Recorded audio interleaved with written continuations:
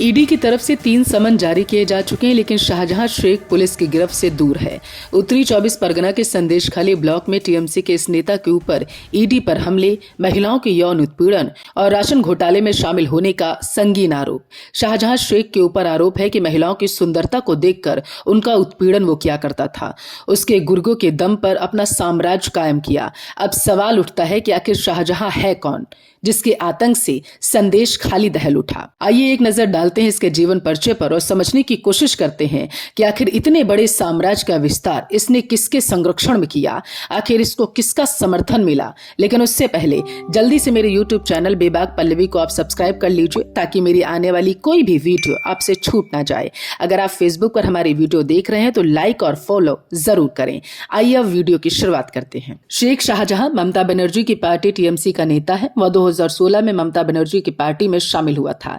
शेख शाहजहां को टीएमसी नेता ज्योतिप्रिय मलिक का करीबी माना जाता है। फिलहाल वो संदेशखाली ब्लॉक 1 से टीएमसी अध्यक्ष है। शेख शाहजहां जिला परिषद सदस्य भी है।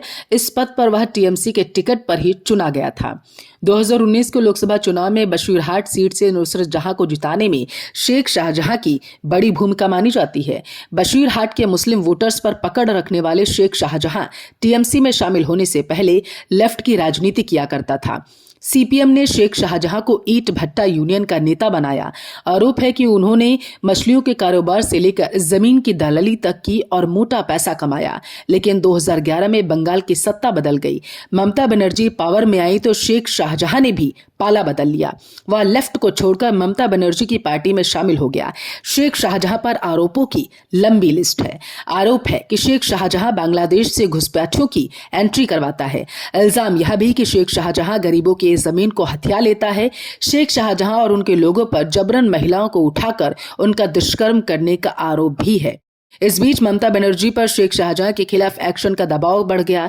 बीजेपी इस मुद्दे को हवा दे रही है। लोकसभा चुनाव बेहद करीब, इसलिए वो महिला मुख्यमंत्री को महिला अस्मिता के नाम पर घेर रही।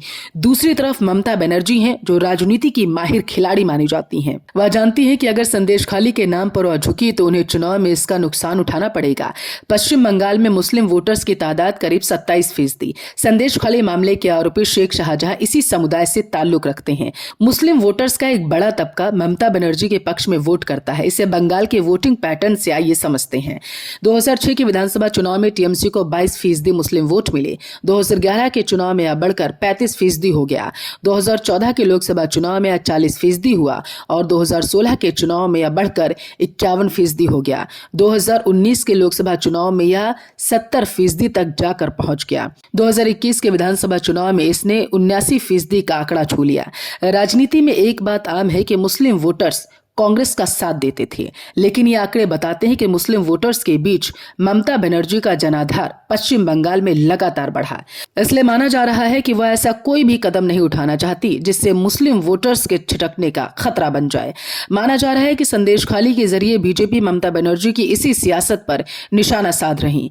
दूसरी तरफ विरोध कर रही महिलाओं को बीजेपी का समर्थन मिल चुका है। आप क्या सोच रहे हैं इस बारे में कमेंट करके जरूर बताइएगा कि क्या अवैध तरीके से भारत में दाखिल हुए मुस्लिमों को साधने और वोट बैंक की राजनीति को भुनाने के लिए ममता बनर्जी उन्हें संरक्षण दे रही?